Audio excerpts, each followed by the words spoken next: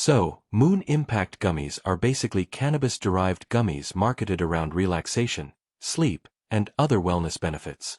The brand says its products use vidIQ extract, and its flagship Stellar Dust gummies are nano-infused with a stated 4:1 THC to CBD profile. The product page also says they require prescription approval before shipping. The biggest thing the marketing may not emphasize is potency.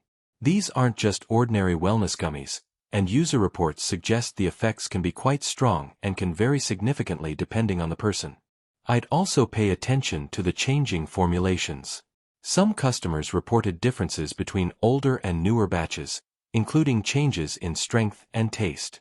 That makes independent feedback particularly important before buying. So, are Moon Impact Gummies worth buying? I'd be cautious. They're clearly a more serious product than a typical supplement, so you need to understand exactly what you're getting, the prescription requirements, the ingredients, and the potential effects before purchasing. Overall, don't treat these like ordinary candy just because they're sold as gummies. The marketing may focus on convenience and wellness, but potency, formulation, and responsible use are much more important. Thanks for watching. Don't forget to like and subscribe for more videos.